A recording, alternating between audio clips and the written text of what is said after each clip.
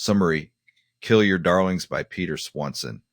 Peter Swanson's Kill Your Darlings is mesmerizing, backward-told thriller that dissects the anatomy of marriage corrupted by ambition, betrayal, and shared guilt. Known for his tightly plotted psychological suspense novels, Swanson here pushes the genre's boundaries by telling murder mystery in reverse, beginning with the crime and unraveling the truth by moving further and further into the past. At the heart of the story, Thom and Wendy Graves, couple in their late 50s living in an idyllic Victorian home on Massachusetts' North Shore. Thom is a well-respected literature professor at nearby college. Wendy is a published poet who once had the promise of a brilliant literary career. Their son Jason is now an adult with family of his own. Outwardly, the Graves are the picture of academic, upper-middle-class stability, but as the novel's opening reveals, Wendy has just murdered Thom. What follows, or rather what precedes, this murder is masterclass in narrative unspooling. As each chapter peels back another layer of their relationship, the reader is forced to reevaluate previous assumptions about motive, guilt, love, and the destructive weight of shared secret. Act 1, The Murder and Its Immediate Aftermath, 2023. The novel opens on quiet Sunday morning with Wendy Graves standing over the body of her husband Thom, who lies dead in the study, blood soaking into the Oriental rug. She has killed him with blunt object.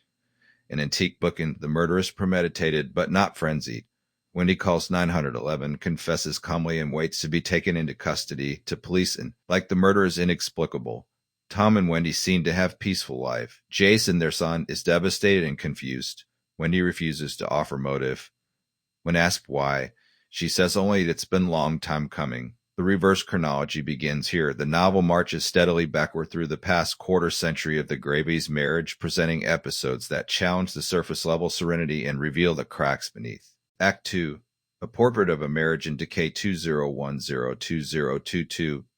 As the narrative rewinds through recent years, we see that the Graves' marriage has been slow-motion car crash. In the early 2020s, when he is in creative slump, she hasn't published anything significant in years. Thom, meanwhile, has enjoyed quiet success, publishing monograph on Victorian literature, winning small teaching awards, and mentoring promising female students. Wendy becomes increasingly suspicious of his emotional and physical infidelities. She discovers emails exchanged between Thom and young adjunct, full of flirtation and thinly veiled contempt for Wendy. Their communication at home becomes terse, cold. Wendy spends more time locked in her writing room, but instead of poetry, she is making detailed journal entries about their life, slowly shaping narrative, not just herself, but for posterity. She begins researching poisons and crime scene staging. Yet the murder she eventually commits is not the result of snap decision. It is the culmination of long-dormant plan and particularly harrowing scene set in 2017. Wendy watches Thom flirt openly with grad student at faculty party. She smiles politely, all the while imagining the scene of his death, the weapon, the blood spatter, her alibi. The reader begins that Wendy's imagination, once used for art, is now entirely focused on vengeance. Act 3, Family Fissures and Festering Resentment, 1995-2010. We move back to the early 2000s and late 1990s, time when Jason is a teenager and Wendy and Thom are negotiating their careers and parenthood. Jason is a bright, sensitive boy who often overhears their arguments. He idolizes his mother, whose poetry collections he keeps in a box under his bed. Critical moment occurs in 2001 when Wendy is offered prestigious poetry fellowship in New York. She considers accepting it, but Thom, under the pretext of what's best for the family, manipulates her into declining. In truth, he is envious of her success and fears being overshadowed. Wendy's decision to stay becomes a point of deep regret. Her resentment grows and her work suffers.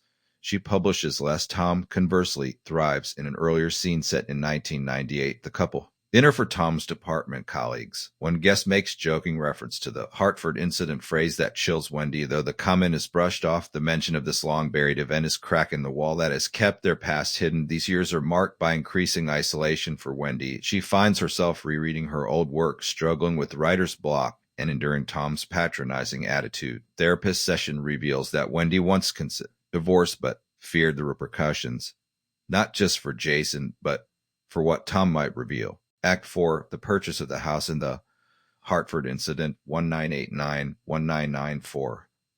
As the timeline moves backward into the late 1980s and early 1990s, we arrive at pivotal phase, the purchase of the Victorian home and, more importantly, the mysterious death of James Hartford, charismatic and ambitious colleague of Thom's. Thom and Hartford were academic rivals at the university. Hartford, brilliant and idealistic, written monograph on obscure 19th century poetry that Thom covertly plagiarized, passing it off as part of his own work. Hartford discovered the plagiarism and threatened to go public, which would have destroyed Thom's career and, by extension, their family's future. In chilling chapter set in 1991, Wendy and Thom conspire to silence Hartford. At university holiday party, Wendy distracts him while Thom spikes his drink. Harp later dies in single-car accident, ruled an unfortunate result of intoxication. No one suspects foul play. But Wendy and Thom know the truth. This shared crime becomes the cornerstone of their marriage. Dark, unspoken covenant that neither dares break. It ties them together in complicity, but also imprisons them. Wendy's role in the murder, initially justified as desperate act of loyalty, morphs into self-loathing. Thom grows arrogant, believing himself untouchable. They purchase their home shortly after Hartford's death, physical symbol of the future their crime has secured. Wendy decorates it with care, but sees the blood beneath every surface. Act 5, Youthful Ambitions, and the beginning of the end, 1982-1988. We reach the early 1980s. Thom and Wendy in their 20s, ambitious and idealistic, freshly married and eager to make their mark on the literary world. Wendy publishes debut chapbook to critical acclaim. Thom, still struggling to complete his dissertation, becomes resentful. He begins borrowing ideas from Wendy's drafts, then from Hartford. His confidence brittle, his charm is performative. Wendy then is fiercely in love. Willing to excuse his transgressions, convinced that genius gives license to cruelty. But when she learns of his theft from Hartford, she is stunned, and when Hartford threatens him, she panics. What's most devastating in these chapters is not the crime, but how easily they rationalize it. In one scene, Wendy compares their actions to Greek tragedy, necessary sacrifice for the preservation of order. They convince themselves that Hartford, who was reckless and volatile, posed danger to the institution. The reader sees clearly how this justification plants the seed for the murder of Thom decades later. For Wendy, the original sin never stopped growing.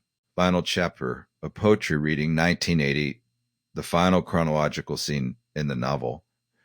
At the last the reader sees takes place at college poetry reading. Wendy's student is performing poem titled Kill Your Darlings. The poem is about writing, sacrifice, and love twisted into obligation. In the audience sits Thom, fellow student, smitten. This moment, seemingly innocent, is the origin of their story. But the poem is prophecy. Phrase often attributed to William Faulkner refers to writers' need to cut what is most precious for the sake of the story. For Wendy, the darling she must one day kill is not just her husband, but the entire narrative they constructed together. Themes and literary devices. Swanson's use of reverse chronology transforms the novel from whodunit into whydunit and ultimately into meditation on how secrets fossilize into identity. The backward structure creates suspense in an unconventional way. We know the outcome from the beginning, yet each new, older chapter deepens the emotional and moral stakes. Themes include complicity and guilt, Wendy's active loyalty, helping Thom Hartford becomes the noose that strangles their marriage, art and identity. Both are writers, but Thom's theft of others' work contrasts with Wendy's suppressed authenticity. Her poetry is her truth, while Thom's lives lie, love and obligation. Wendy's devotion to Thom, rooted in love, evolves into resentment and moral disillusionment. Control of narrative. Just as the novel tells story backward, Wendy has attempted to reframe her life by literally rewriting it in her journals, culminating in the final act of murder. Swanson uses motifs, literary references, poetry, and repetition to bind the novel thematically. The phrase, kill your darlings, recurs not only as metaphor but as philosophical challenge. What would you sacrifice to protect your version of the truth? Conclusion, Kill Your Darlings is triumph of psychological suspense and structural ingenuity. By telling the story backward, Peter Swanson transforms simple act of domestic violence into profound exploration of memory, regret, and the corrosive power of secrets. Wendy Graves is not woman scorned. She is woman unraveled by the weight of what she once did in the name of love. As each chapter peels away another layer of time, we come to understand just why Wendy killed Thom, but why she had to. In doing so, Swanson shows that the true crime in any marriage may not be a single act of betrayal, but the slow, inexorable rewriting of the story itself.